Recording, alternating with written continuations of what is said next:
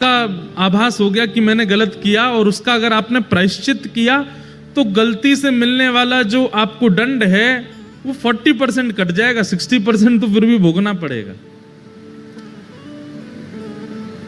नाम जप से 30% और घट जाएगा, 30% तो भोगना पड़ेगा। और फिर जीवन के स्वभाव व्यवहारों को सुधारने से 20% और घट जाएगा, 10% फिर भी भोगना पड़ेगा। और 10% जब बच जाए तो अगर वैष्णव बुद्धि होगी आप उसको स्वीकार करके भोग लोगे, आप उससे भागोगे नहीं। मेरा कर्म है, अब आ रहा है तो आने दो, 10% तो भोग ही लोगे। तो पहले दुख का कारण कर्म, दूसरे दुख का कारण है काल, समय। सब लोग इधर देखिए, ध्यान से सुनो। और जब काल दुख रूप धारण करता है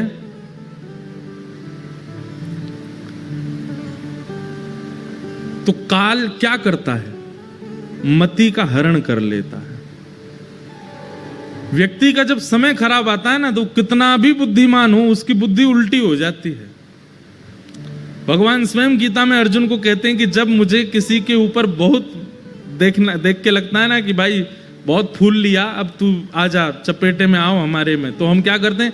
कुछ नहीं करते, केवल उसकी बुद्धि का हरण कर लेते हैं। उसकी सोच ही पलट जाती है। उसने इतनी कथाएं सुनी, इतना ज्ञान, इतने गुरुजनों से उसने सब कुछ सीखा, लेकिन अपने जीवन के व्यवहार स्वभाव को नहीं बदलता है, तो फिर ठाकुर जी काल का जब दुख आता है तो मति का हरण कर लेता है। कितनी बड़ी बात है। अगर कोई व्यक्ति गीत गोविंद का नित्य पाठ करता है, अष्टपदी का अभ्यास करता है, जीवन में ऐसी स्थिति नहीं आएगी कि उसकी मति का हरण हो। ठाकुर जी फिर उसकी मति का हरण नहीं करते। स्वयं नाभाजी कह रहे हैं, अष्टपदी अभ्यास करे तही बुद्धि बढ़ावे। अगर कोई नित्य अष्टपदी का अभ्यास करता है, गीत गोविंद का अभ्यास करता है, उसकी मति का हरण नहीं, मतलब उसके जीवन में काल का दुख नहीं आएगा, समय का दुख नहीं आएगा। इतना प्रिय है ठाकुर जी। आहा,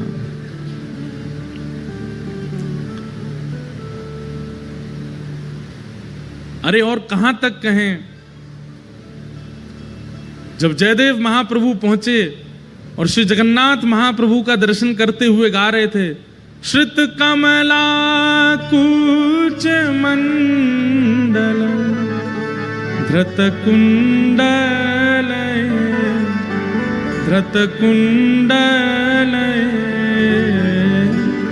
कलित ललित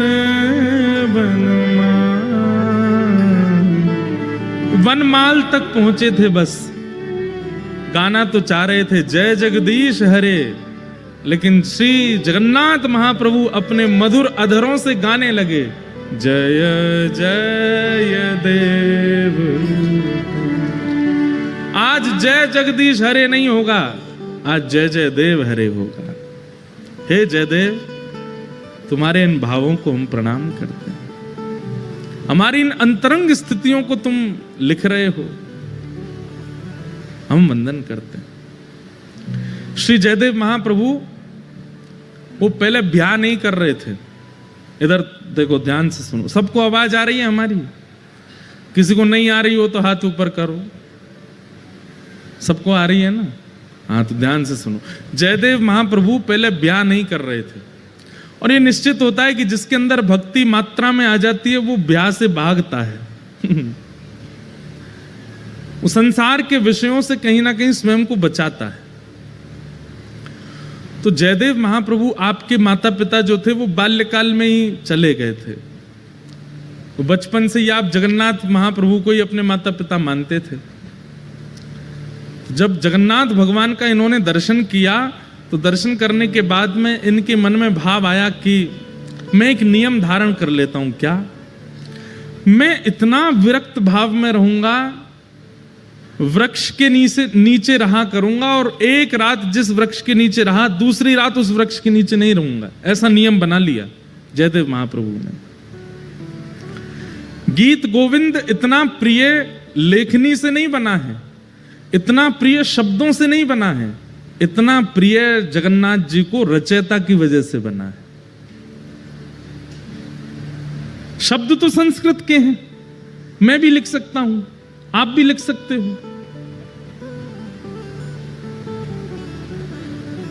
कई बार सब्जी अच्छी नहीं बनी है, लेकिन किसने बनाई है? पत्नी ने बनाई है, तो अच्छी बतानी पड़ती है। कैसी बनी? बहुत अच्छी बनी, बहुत बढ़िया बनी है। अरे चलो, पत्नी तो रोज बनाती है, पति ने बनाई है। हाँ, पति कभी कभी भोजन रसोई घर में घुस जाता है तो गैस चूल्हा सब घबरा जाते हैं, बोले आज हमारी शामत है, आ गया, अब बनाएगा कुछ। तो जब पति रसोई घर में जाता, उस दिन सबसे ज्यादा खुश होती है पत्नी, और बच्चे तो कूदते रहते, आज पिताजी बनाएंगे कुछ। तो पतिदेव कैसा भी भोजन बनावे, पत्नी जब पाती है तो क्या कहती? बहुत अच्छा बना, बहुत अच्छा, सब कुछ। पत्नी को पता चल जाता है इसमें नमक कम है, नींबू भी कम है, थोड़ी सी मिर्च ज्यादा हो गई है। बच्चों को कहती है नहीं नहीं, इसका पेट भरा, इसको मैं दोबारा खिलाऊंगी। वो फिर बाद में सही करके बच्चों को खिलाती है, लेकिन पति से क्या बोलती है? बहुत अच्छा बना है। मतलब सामग्री से कई बार प्रेम नहीं होता है, सामग्री बनाने वाले से प्रेम होता है। महाप्रभु जगन्नाथ जी को सामग्री तो बहुत प्रस्तुत करने वाले हैं, पर प्रस्तुत करने वाला कैसा है, उससे ठाकुर जी को सामग्री अच्छी लगती है। ये गीत गोविंद इतना प्रिय क्यों है ठाकुर जी को? क्योंकि जयदेव महाप्रभु, और उन जयदेव महाप्रभु ने ऐसा नियम बना लिया कि मैं एक वृक्ष के नीचे एक रात रुकूंगा और अगले दिन दूसरे वृक्ष के नीचे चला जाया करूंगा।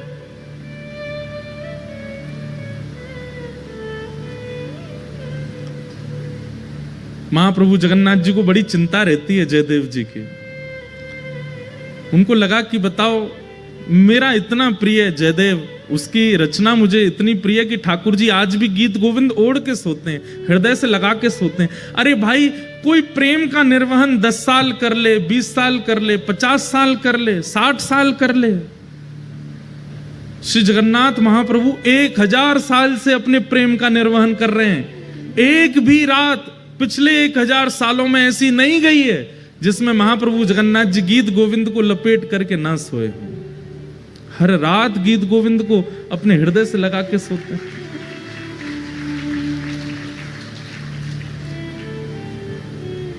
अरे, प्रेम विवाह करने वालों के भी प्रेम चलते हैं, लेकिन कुछ वर्षों में कुछ कुछ खंडन तो उनके प्रेम में भी आता है। लेकिन ऐसा प्रेमी कौन होगा? महाप्रभु जगन्नाथ जी सोते ही नहीं है बिना गीत गोविंद के। जब तक गीत गोविंद का पाठ नहीं होता, नहीं सोते। और केवल जगन्नाथ जी नहीं, बद्रीनाथ चले जाओ, वहां पर भी गीत गोविंद का पाठ होता है, द्वारिका में भी गीत गोविंद का पाठ होता है। गीत गोविंद रात में सुनेंगे तभी ठाकुर जी को नींद आती है, तभी सोते हैं। क्योंकि रचयिता जयदेव है। और वो जयदेव हैं कैसे? उन्होंने नियम ले लिया कि मैं एक वृक्ष के नीचे एक रात रहूंगा, अगले दिन दूसरे वृक्ष के नीचे सोते थे। इतना संग्रह भी नहीं किया कि कहीं मैं एक वृक्ष के नीचे 4 दिन रहा तो ऐसा ना हो जाए कि ये वृक्ष और ये स्थान मेरा है। लेकिन महाप्रभु जी को चिंता होती है जयदेव महाप्रभु की। मेरा जयदेव एक वृक्ष के नीचे सोता है, इतनी बड़ी रचना गीत गोविंद करने वाला एक वृक्ष के नीचे सोता है। तभी श्री जगन्नाथ जी ने एक योजना बनाई, और एक सुदेव नाम का ब्राह्मण था। उस सुदेव ब्राह्मण के कोई संतान नहीं थी।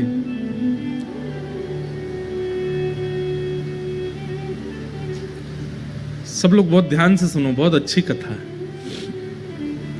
ठाकुर जी पहले ही योजना बना लेते हैं।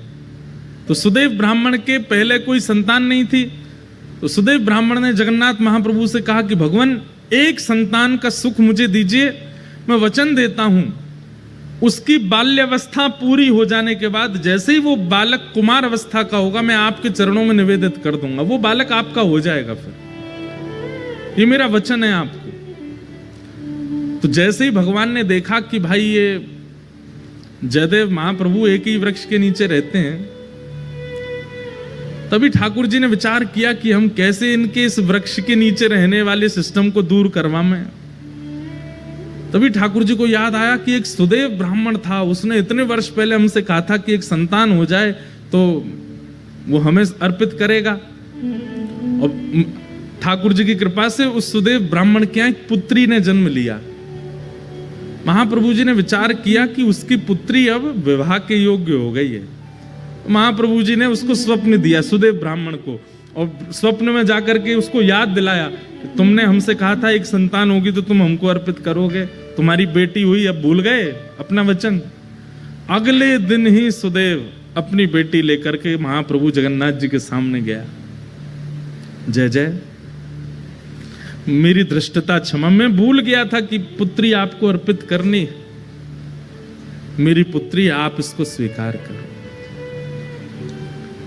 जैसे ही उसने प्रणाम किया, महाप्रभु जगन्नाथ जी उसके अंतस्थ में आ गए और बोलने लगे, बोले अब ये हमारी हो गई तो हम जहां जाएंगे वहां इसको लेके जाओ, हम जहां चाहेंगे वहां इसको दे आओ। बोले आज्ञा करो। बोले एक वन में एक जयदेव महाप्रभु हैं, गीत गोविंद की रचना जिन्होंने की, उनसे जाकर के अपनी बेटी का ब्याह कर दो। पद्मावती नाम था उनका। तो सुदेव ब्राह्मण बोला, भगवान वन में रहते हैं, बेटी। बोले अब ये तुम्हारी बेटी नहीं तो तुम चिंता क्यों कर रहे हो? तुम्हारी बेटी होती तुम चिंता करते ना कि जमाई हमारा कैसा, घर है कि नहीं है, परिवार है कि नहीं, संपत्ति। अब तो ये हमारी हो गई, तो अब इसके पिता हम हैं, हम इसके लिए योग्य वर ढूंढ चुके हैं, उससे जाके ब्याह करो इसका।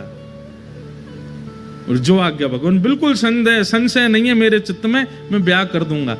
और जाते जाते जगन्नाथ महाप्रभु, सुनो, तुम अपनी बेटी लेकर के संबंध कराने आए हो, ऐसा बिल्कुल मत बोलना। ये कहना महाप्रभु जगन्नाथ जी ने भेजा है और उन्होंने ही आज्ञा की है कि आपको इनसे ब्याह करना पड़ेगा। ठाकुर जी को कितनी चिंता हो रही है कि जयदेव जी का घर बन जाए, जयदेव जी की झोंपड़ी हो जाए।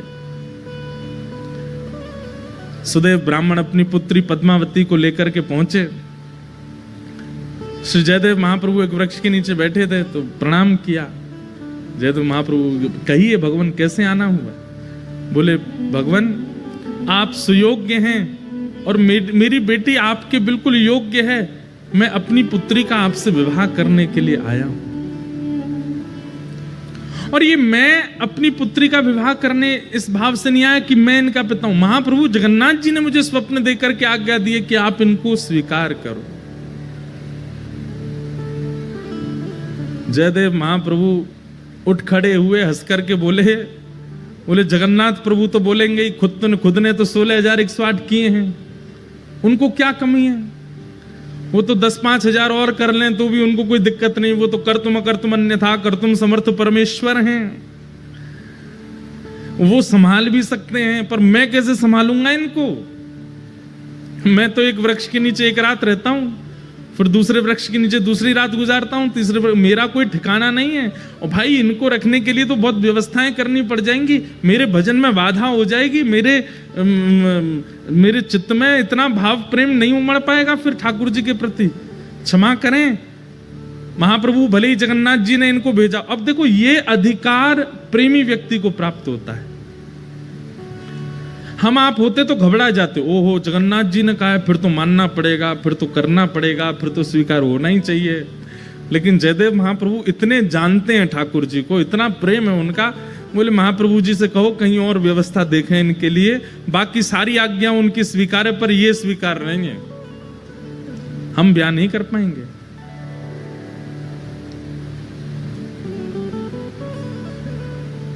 और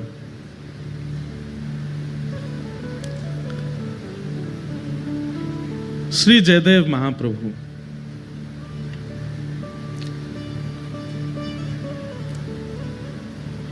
मना कर देते हैं, नहीं करेंगे। अरे आप कैसे व्यक्ति हैं, महाप्रभु जी की आज्ञा नहीं मान रहे हो, जगन्नाथ जी की आज्ञा नहीं मान रहे हो? बोले हमें स्वीकार है, हम बिना आज्ञा के ही रह लेंगे, लेकिन ये नहीं करेंगे। तो एक बार को तो सुदेव ब्राह्मण को क्रोध आ गया, बोले भगवान की आज्ञा ना मानने वाले को हम कैसे दे सकते हैं, चल बेटी। अपनी पुत्री को उठाने लगे तो पुत्री बैठ गई, बोले नहीं, महाप्रभु जी ने आज्ञा की है कि तुम इनकी हो, मैं तो इनको सर्वस्व दे चुकी हूं, मैं तो इनको अपना मान चुकी हूं, ये भले ही मुझे स्वीकार ना करें। पिताजी अब आपका कर्तव्य नहीं है, मेरे परम पिता जगन्नाथ जी ने मुझे इनको सौंपा है, अब मैं इन्हीं की हूं, चाहे मुझे स्वीकार करें चाहे नहीं करें। जयदेव महाप्रभु बोले वाह, ऐसा समर्पण तो हमने नहीं देखा भैया। अरे तुम्हारे पिता कह रहे हैं चलो, तुम बोले नहीं महाप्रभु जी ने आपको अर्पित किया, तो मैं आपकी। जयदेव महाप्रभु बोले छोड़ जाओ इनको, 2-3 दिन हमारी दिनचर्या देखेंगे, खुद ही भाग जाएंगी ये। लेकिन पद्मावती का ऐसा त्याग, जयदेव महाप्रभु अगर उस वृक्ष के नीचे बैठे हैं तो उनके सन्मुख वाले वृक्ष पर बैठ जाती और उनको अपलक नेत्रों से देखती। जैसी दिनचर्या, अब भाई वन में रहते हैं, वन में सांप भी है, बिच्छू भी है, कातर भी है, ना जाने कितने सारे जीव आ जाते हैं, लेकिन सब स्थितियों में बिल्कुल अनुकूल रह करके अपने श्री जयदेव जी को देखती रहती। 3 दिन बाद जब वो नहीं जा रही, अब देखो कितनी अच्छी बात है, 3 दिन बाद जब वो पद्मावती वापस लौट करके नहीं गई तो श्री जयदेव महाप्रभु ने मन में विचार किया कि ये इसकी जिद नहीं है, ये श्री जगन्नाथ प्रभु अपना अधिकार दिखा रहे हैं मुझको कि देखो मेरा तुम पर कितना अधिकार है, मैं जिससे चाहूंगा तुमको उससे ब्याह करना ही पड़ेगा। और ये बात सोच करके श्री जयदेव महाप्रभु रोने लगे कि ठाकुर जी मुझ पर कितना अधिकार मानते हैं कि मेरे 5 बार मना करने पर भी ये कन्या अपनी स्थान से हिल नहीं रही। इसकी सामर्थ्य नहीं है कि ये वन में रह सके, इसकी सामर्थ्य नहीं है वृक्ष के नीचे रह सके, इसने कहां तपस्या देखी है, लेकिन इसको ये सामर्थ्य कौन प्रदान कर रहा है? महाप्रभु जी। जयदेव महाप्रभु ने जब इसको अधिकार माना कि ये जगन्नाथ जी का अधिकार है मेरे ऊपर, और अधिकार मान करके पद्मावती से कहा मैं तुम्हारा वर्ण करूंगा, चलो। और तब पद्मावती से ब्याह किया, और ब्याह करने के बाद कहा देवी अब तुम तो ऐसे वृक्ष के नीचे रहती अच्छी नहीं लगती, चलो। और फिर बंगाल का जन्म था महाप्रभु जी का। अब पता नहीं, अब ऐसा भी कहते हैं कि वो स्थान उड़ीसा में ही आता है, कई कहते हैं पहले बंगाल में था अब उड़ीसा में, ऐसा कुछ है। केलुबिंद नाम का एक स्थान है, और वहाँ अपनी पत्नी के साथ गए और गांव के बाहर ही एक झोंपड़ी बना करके अपनी पत्नी के साथ जयदेव महाप्रभु रहते थे। अब ठाकुर श्री जगन्नाथ जी को शांति पड़ी कि हाँ अब ठीक है, झोंपड़ी में रहता है, अब कम से कम धूप, वर्षा, सर्दी, गर्मी, जीव जंतुओं से सुरक्षित तो है, कोई दिक्कत नहीं। महाप्रभु जी ने, जयदेव महाप्रभु महाकाव्य गीत गोविंद की रचना की।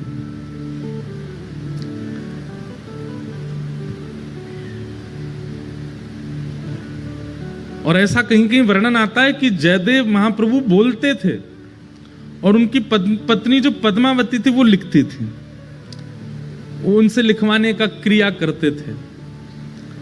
ठाकुर जी के अंतरंग लीलाओं को वर्णन करते और पत्नी से कहते तुम लिखो। दोनों दंपति मिलकर के महाप्रभु जगन्नाथ जी के यश का गान कर रहे हैं, ठाकुर जी की लीला का स्मरण कर रहे हैं। एक बार एक अष्टपदी का सुंदर भाव आया चित्त में, और उस अष्टपदी में रास बिहार का वर्णन कर रहे थे श्री जयदेव महाप्रभु। तो रास बिहार का वर्णन करते करते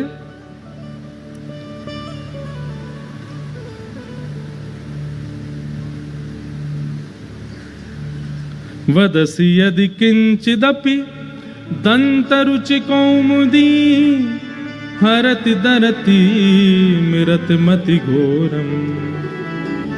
ये अष्टपदी का प्रारंभिक इससे प्रारंभ होता है। सुंदर रास बिहार का वर्णन कर रहे थे, और रास बिहार का वर्णन करते करते उनके मन में एक सुंदर भाव आया। क्या? भण मृषण वाणी करवाणी चरणद्वयम सरसल सलद तत्कसुरागम स्मर गरल खंडनम मम शिरसि मंडनम देहि पद पल्लव मुदारम। अब इस भाव में ऐसा वर्णन है कि ठाकुर जी किशोरी जी के साथ रास विहार कर रहे हैं और रास विहार करते करते ठाकुर जी आते हैं और थकी हारी किशोरी जी बैठी हैं और किशोरी जी को थके हारा जान करके ठाकुर जी मन में सोचते हैं कि आज मैं अपने मन की इच्छा पूरी कर लूं। क्या है मन की इच्छा? और ठाकुर जी की मन की इच्छा है कि मैं एक बार किशोरी जी के दोनों चरण पकड़ करके अपने सिर पर धर लूं। और किशोरी जी ये करने नहीं देते। ठाकुर जी किसी ना किसी कौतुक से प्रणाम कर लेते हैं, सिर कभी कभी माथे नीचे धर लेते हैं किशोरी जी के चरणों में। लेकिन ठाकुर जी का क्या मन है कि जो पैर का तलवा है ऐसे किशोरी जी के दोनों पैर ये बैठी हों और इनके दोनों पैर पकड़ के ऐसे अपने सिर पर धर लूं। अब देखो कितनी गंभीर बात है, ध्यान से सुनना।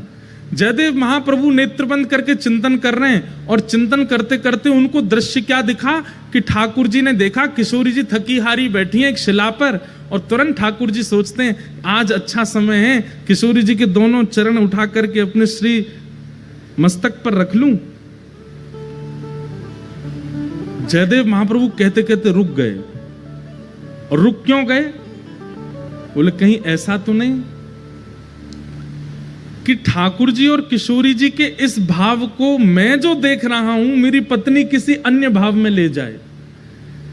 कहीं ऐसा नहीं हो कि इसके चित्त में यह भाव आ जाए कि ये परमात्मा है, ये साक्षात जगत नियंता जगदाधार त्रिलोकी स्वामी हैं, जो इतने आसक्त हो गए हैं किशोरी जी के प्रति कि उनके दोनों चरण उठा करके अपने सिर पर रख रहे हैं। कहीं इसके चित्त में कोई अन्य भावना तो नहीं आ जाएगी?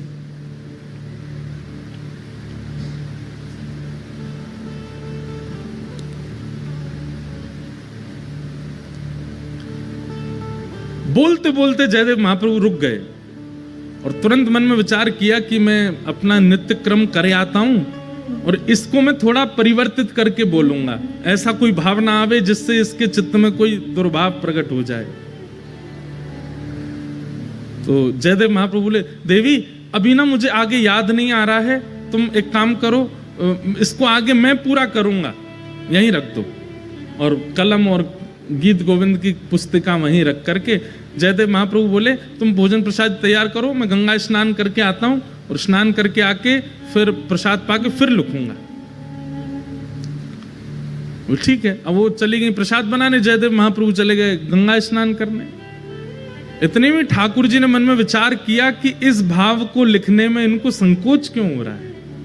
अरे किशोरी जी के चरण मुझको सिर पे धारण करने में कोई दिक्कत नहीं है, ये जयदेव महाप्रभु संकोच क्यों कर रहे हैं इस भाव को वर्णन करने में?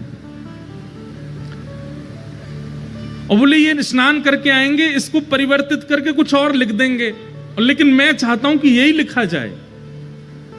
तभी जयदेव महाप्रभु का रूप धारण करके स्वयं श्री जगन्नाथ जी आ गए। और जयदेव महाप्रभु के रूप में जैसे आए, पत्नी बोली बड़ी जल्दी स्नान कर आए। हाँ देवी, वो मुझे पंक्ति याद आ गई थी, आगे जो लिखनी है, लाओ कलम दो, मैं लिख देता हूं। और तुम भोजन बन गया? बोले हाँ तैयार है। बोले लगाओ थाली, मैं भी पंक्ति लिख देता हूं। और श्री जगन्नाथ महाप्रभु ने जयदेव जी का रूप धारण करके इस पंक्ति को लिखा। क्या? भण मृषण वाणी करवाणी चरण द्वयम सरसल सदल कथ सुरागम स्मर गरल खंडनम मम शिरसि मंडनम देहि पद पल्लव मुदारम।